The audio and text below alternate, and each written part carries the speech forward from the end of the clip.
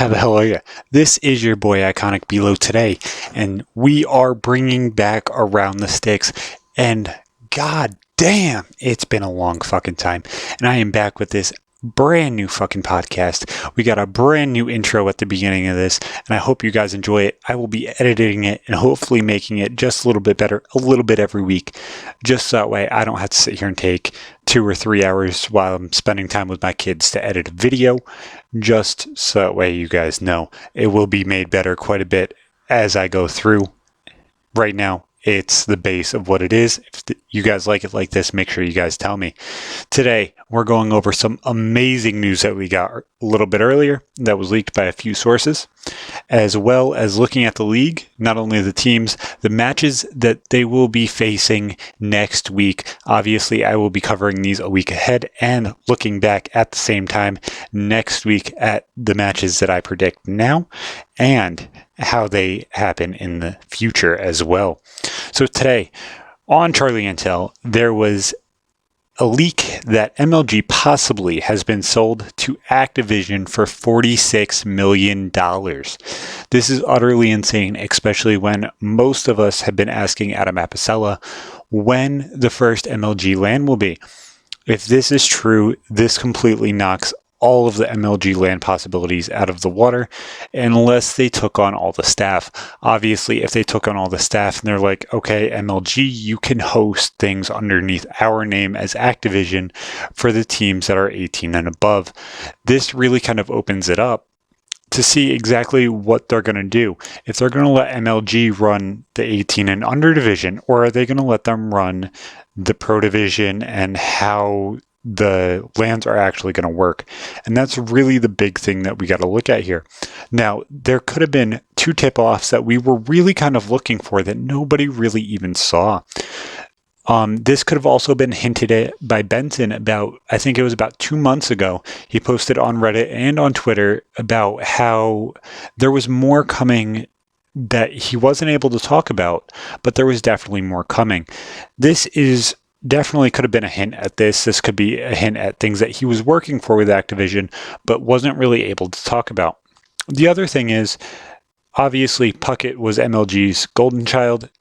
Never really saw him anywhere else other than MLG and probably some Gfinities and stuff like that. But they all really kind of worked together. After Puckett left MLG, personally, I felt like that most likely was going to be the end. Obviously, with MLG signing that huge contract with CSGO, this is going to be a little bit weird to look at. Unless Activision is looking into hosting tournaments for everybody, that'd be a little bit weird. Unless they're letting MLG continue on with that, we're going to run every kind of different tournament, it's going to be a little bit weird to see just a Call of Duty MLG tournament. Obviously, it would be nice to see things like Smash grow and CS grow, MLG and stuff like that. And I think that would be better for the entire company, but it's going to be weird to see. The other thing that we really have to talk about with MLG is obviously MLG TV. This could let Nade and Scump out of their contracts. Now, if they're let out of their contracts, this is going to be a big deal, especially when so many people are asking Nade and Scump to start streaming on Twitch. And Nade has already come out saying that signing with MLG is such a long term was probably one of the worst mistakes he's made. Now, obviously, monetarily, it may not have been one of the biggest mistakes he made, but that's not for us to judge. What is for us to judge is what could be made of MLG TV. Could this end up being Activision's kind of start for their in-game viewer or live event viewer? Obviously, we've seen things like COD Champs and some of the other big MLG tournaments shown on MLG TV on Xbox One, as well as the live event viewer on Xbox 360. Now, I don't really know if the MLG TV app actually made it to Xbox 360, but going from experience, I know that they showed COD Champs and I believe MLG Anaheim on the live event viewer during Black Ops 2. So those are the 2 big things that I really have to look for. And will this end up being a thing where each team in the league has a channel on what used to be MLG.TV.com? Will it end up being like Call of Duty CWL.com or CWL TV, where you can click on a team and it gives you a codcaster view of every single player and you can move it and show exactly what you want to show. This would make people that are codcasters, people like my job where I'm analyzing stuff, so much easier. That would be a great idea. I really hope Activision listens to this. Obviously, I'm a small piece of shit YouTuber, so who really knows exactly who's going to listen to this? But that's my opinion.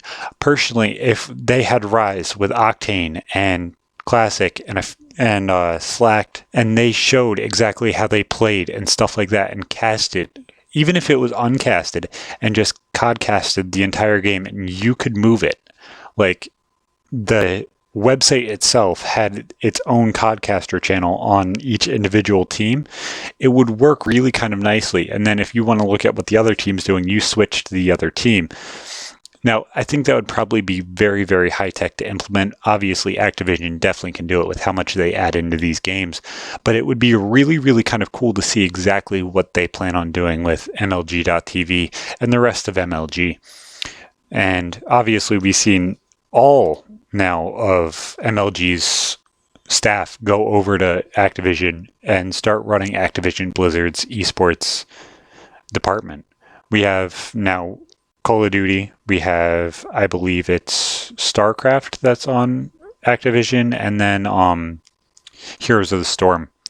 And I think that card game, Hearthstone, I think it's called. All of those are esports. So they're being controlled by people like Puckett and stuff like that as well. Obviously, it'll be really, really nice to see exactly what Puckett can do with how big of a person he's going to be. But now, since that news has been broken now, more meta changes have happened, and a huge patch has been posted on December 14th, 2015, and quite a few hot fixes have happened since then. I think 2.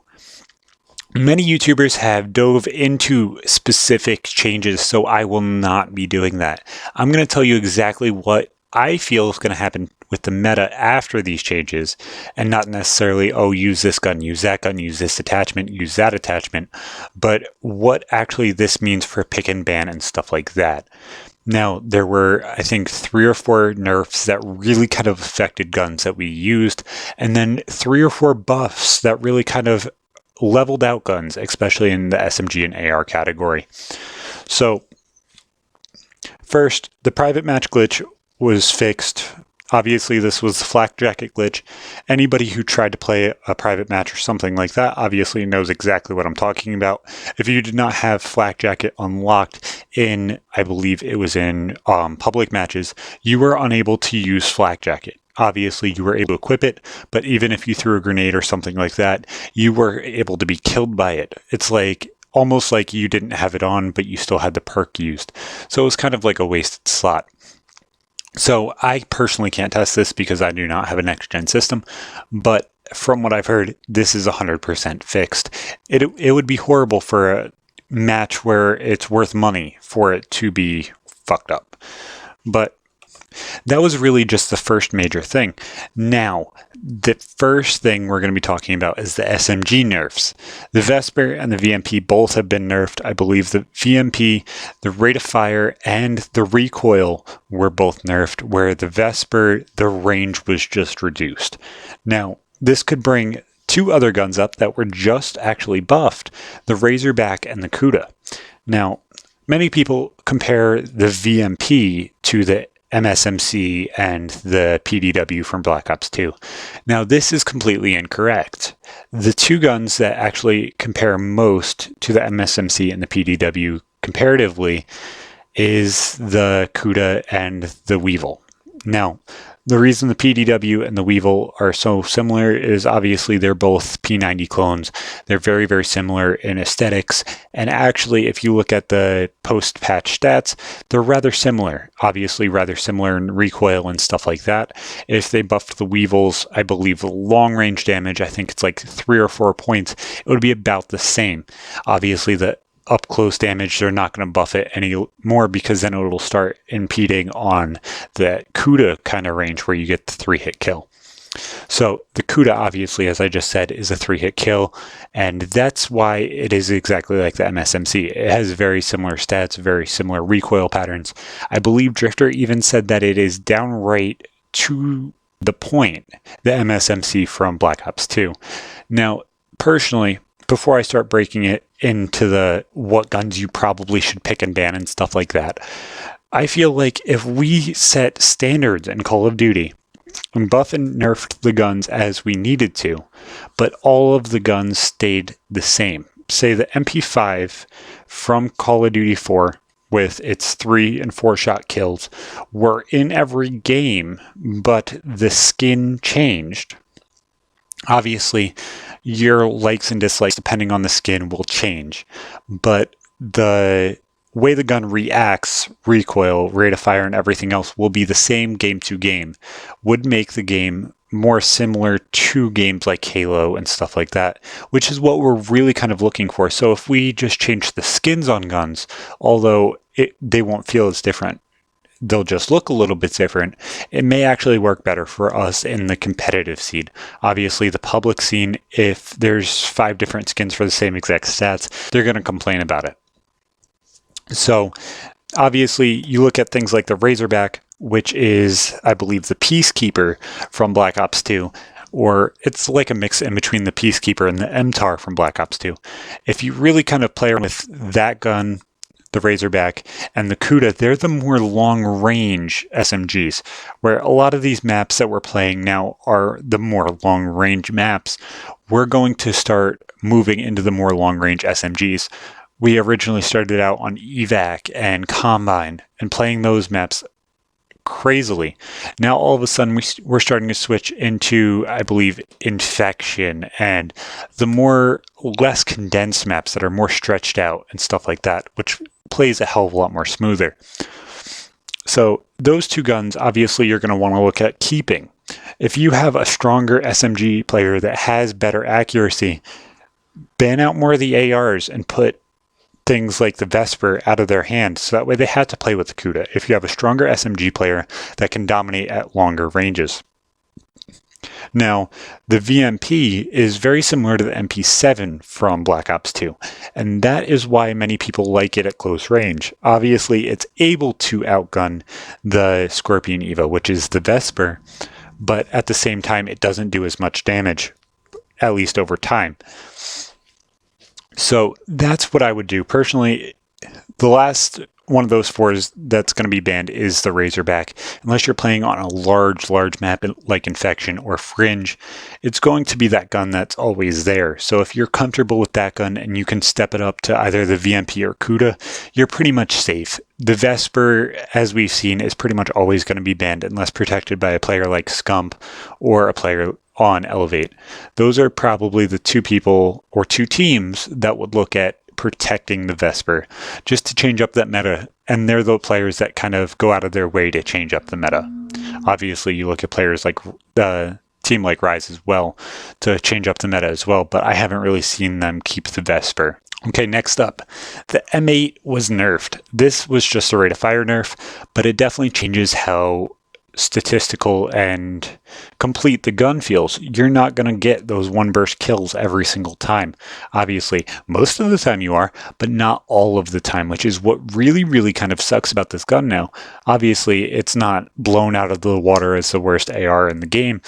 It's still top 3-4 AR. Personally, I would put it at second, but it's definitely not as good and not as overpowered as what it was. I feel like the recoil or the rate of fire were one of the 2 things that had to go. If they increased its recoil, as long as it had that rate of fire to knock people down if you hit all your shots, just throw out a grip. Whereas rapid fire really doesn't change how the gun fires, it's just the burst delay. Another thing that a lot of people are doing wrong with the M8 is using long barrel on it. A lot of the range, at least at a 4-shot range, you're going to be knocking people down across the map anyway. Now that second burst really isn't going to affect you, especially since this gun is more inconsistent now. That second burst is going to be needed much more. So you could use that other point into a fire grenade or a Semtex or an EMP grenade to knock out streaks. And those are really kind of the things you want to look more for in your AR class. Now, Another thing is, this really kind of shows the strengths of guns like the Man-O-War and the XR2. Now, the XR2 we really haven't seen in a Call of Duty before, so I would compare that more like similar to a FAMAS from Modern Warfare 2 or an M16 from Modern Warfare 2. It's kind of in between there. Similar damages to the FAMAS, but a lot slower rate of fire similar to the M16, where it has, obviously it has the auto burst, which we've never seen before, but it can knock people down, as long as you're very, very accurate. But it's not like the FAMAS where you can spray and pray. Hopefully you just hit something and they drop. And obviously we're going to look at the Man-O-War, which is very similar to the Scar H from Black Ops 2. Now, if you ever played Arena in Black Ops 2, you know the Scar Silenced was one of the biggest things at the end of the game. Now, many people don't need to be told that because they started using it, and by far was one of the higher used things at the end of the year on League play. So, at the end, the Scar H by far was one of my favorite guns, not only in just Arena, but my favorite AR. But in the end, the Man-O-War is going to end up being used quite a bit. The gun that I feel is very, very undershadowed is the HVK. It's very similar to the FAMAS from Black Ops 1.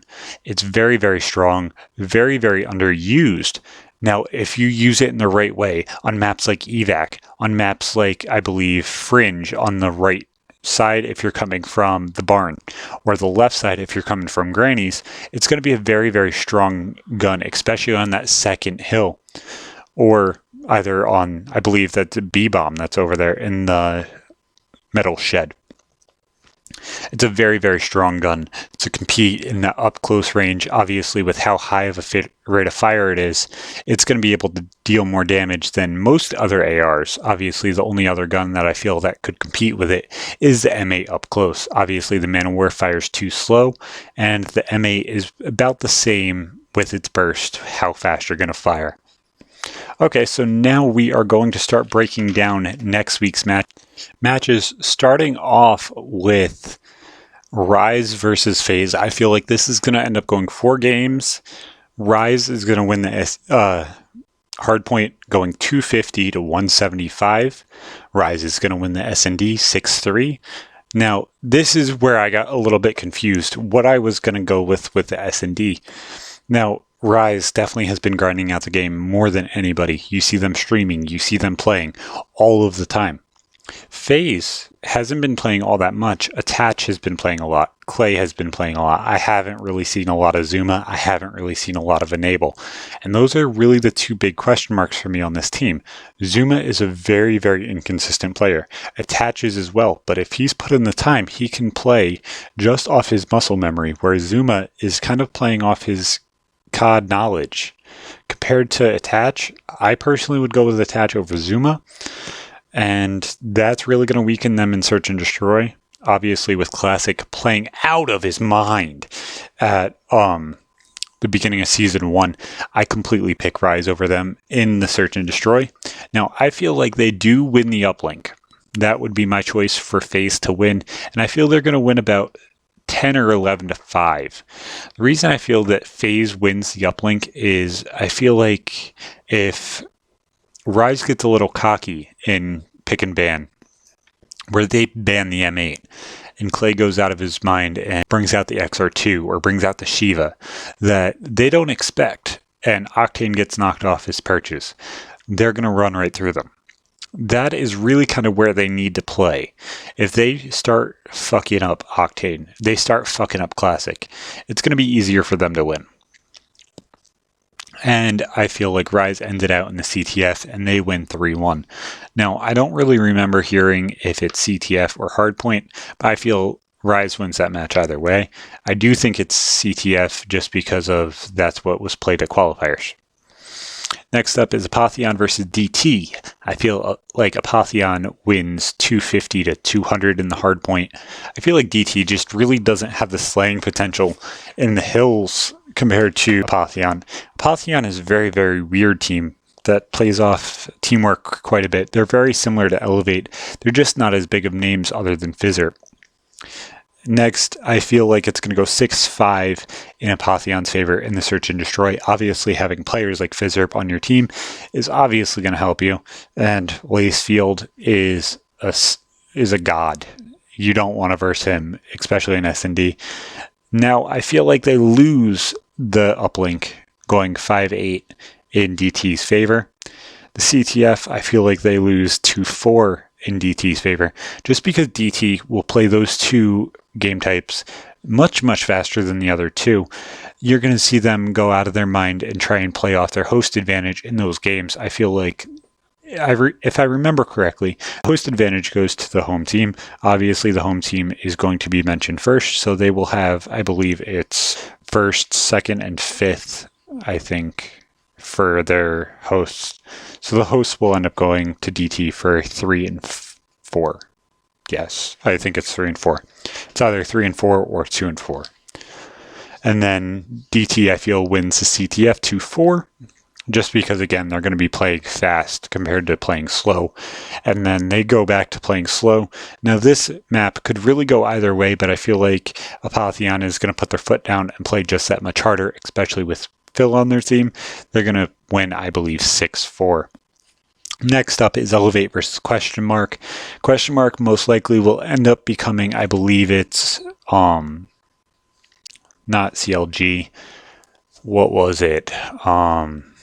Either not Cloud9, Team Liquid or TSM.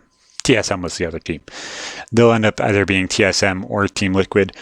This will be a team that we really have to keep an eye on. Either it's going to be one of the more highly paid teams, or it's going to end up being a team without an org, which is going to be a little bit weird. This could also end up being Nade and Embos' org that we were looking at. That could be a little bit weird thing too. Obviously, we see players like Proofy on this team and Pac-Man and Wheats, and you know they are Nade and Embos' friends. Obviously, many of the players are friends, but you're going to look at those people to see, oh, do I want to start an org? This may be the time for them.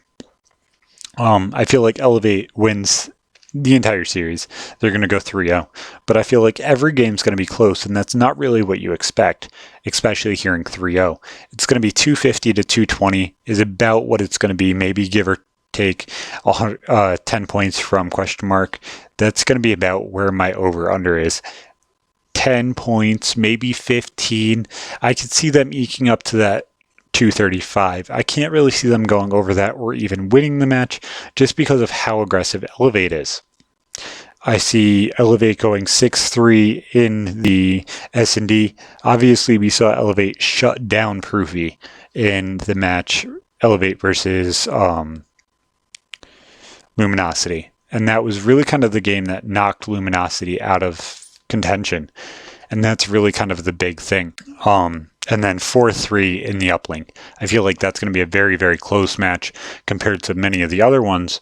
And it's going to be fought right around the drone. And it's going to be won on a fast break, either by, actually, it's not even Aqua. It's probably going to end up being Remy or Nagafen, just playing out of their mind, pushing up. Now, I completely forgot that Apathy is going to be playing for Aqua for this game, and that could sway this completely in the other direction. Just flip the numbers personally. I feel like this is a very, very flip-floppy game, but it's going to be about a 3-0, maybe a 3-1. I don't see it going to 3-2, especially now that I remember Apathy is playing. Not that Apathy is bad, but this team works very, very well with teamwork and stuff like that, and their teamwork is not going to be as good as it normally is with Aqua.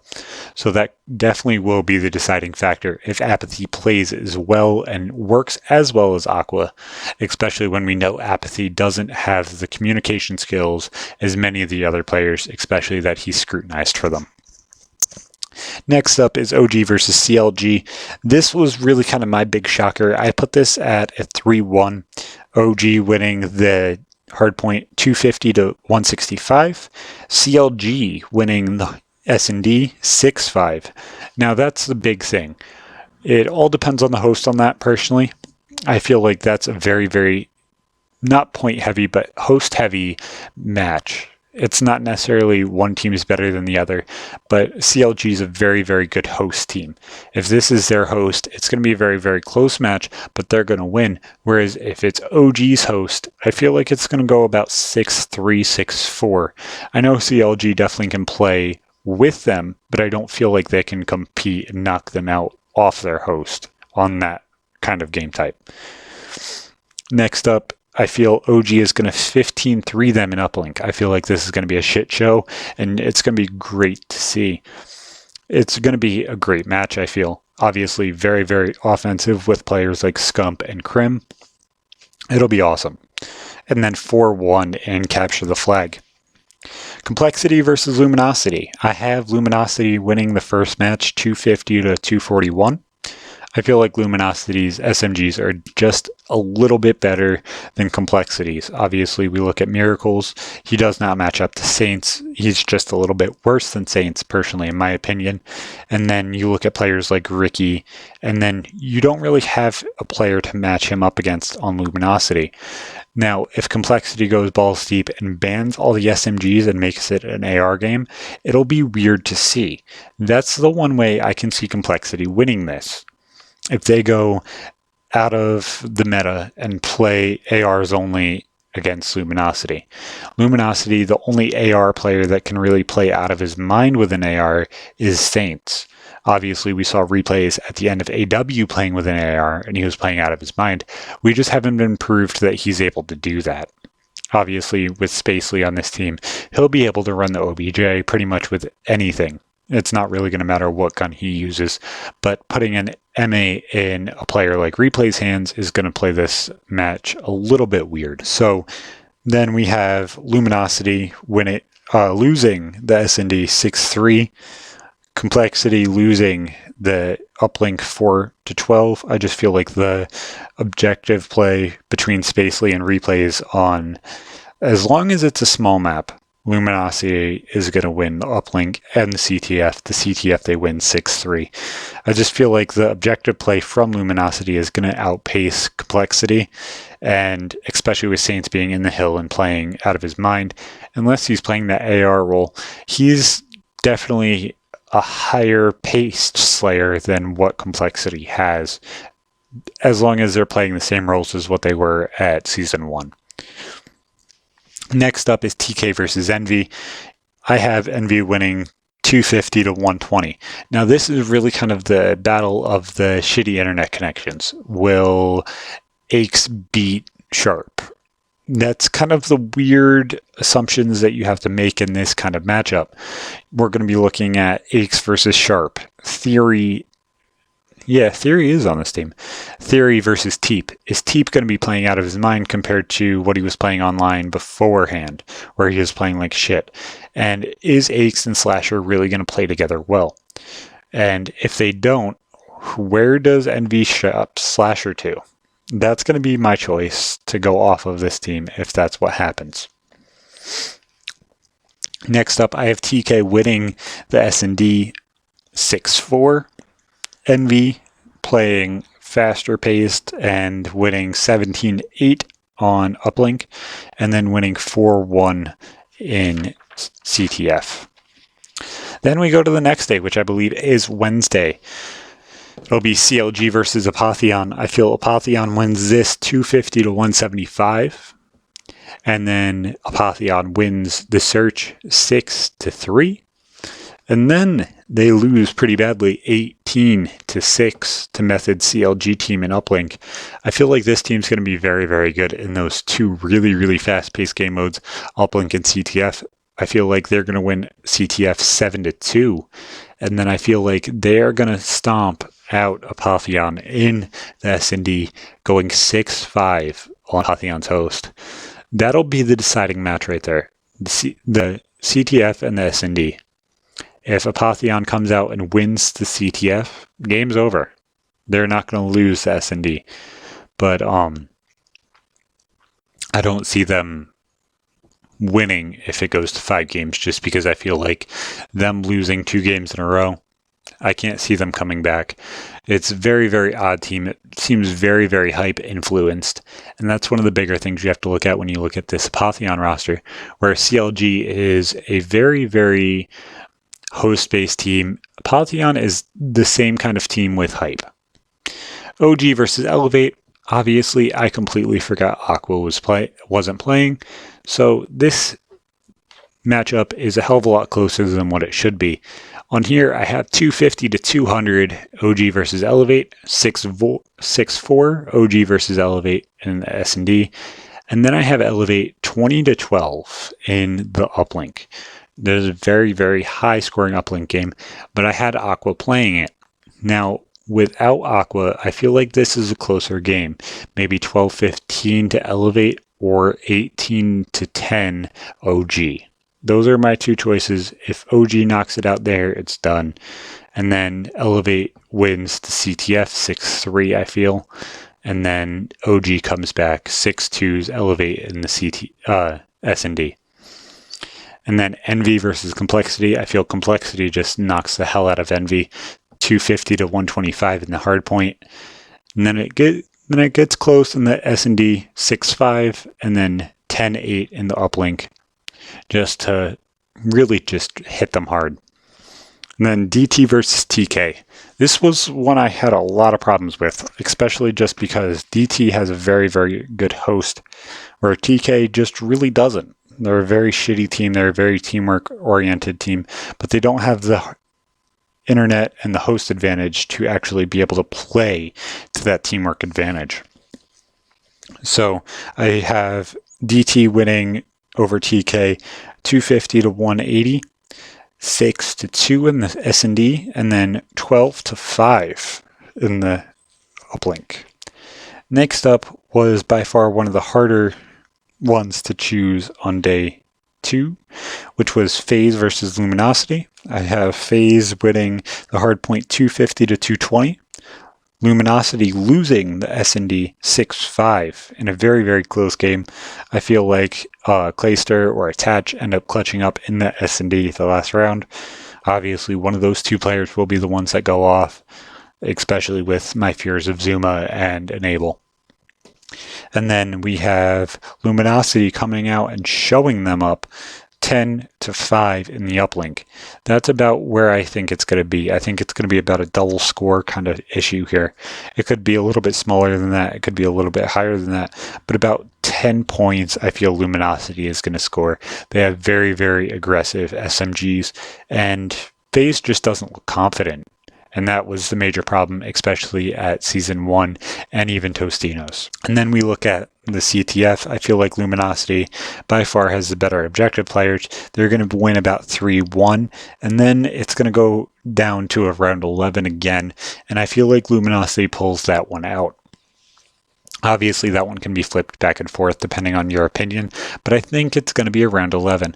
It's a very, very close matchup, especially when the Slayers on FaZe, all 4 of them, which are considered Slayers, aren't as well practiced as a team like Luminosity, which came in during the online qualifiers, even though they just recently switched on the team, compared to FaZe, which pretty much haven't been playing other than wagers and stuff like that. And last but not least, Rise versus Question Mark. I have Rise winning this 3-0, but it's a little bit closer than what you think it would be. I have Rise winning the hardpoint 250 to 230, the S&D 6-4, and I feel like Rise blow them out in the uplink 14-3. Now, the big things I really see happening this week is Rise is going to be one of the best uplink and hardpoint teams just because of their diversity. And they're going to be one of the players and the teams that really kind of fuck with the pick and ban system. They're going to go out of their way to fuck with people and ban things that they want to use. So guys, this has been Around the Sticks. Obviously, the first week of 2016. I hope you guys had a happy holidays, Merry Christmas, and had a great start to your new year. Bringing it in with me, your host, IconicBelow. If you guys would like to help me and support this channel and help me improve my content, hopefully get more gameplay footage in the background, some highlight clips and stuff like that, make sure there's a link down in the description if you are able to help me and support me. And make sure you use code ICONIC for Cinch controllers to get 5% off if you guys want to get a Cinch controller. They're just as good as Scuff, and make sure you guys use it if you guys need a discount code. Unless you guys have a little bit bigger of a person you guys want to help out, feel free. I have been your host, IconicBelow. This has been Around the Sticks. I will see you next time, and have a good fucking day.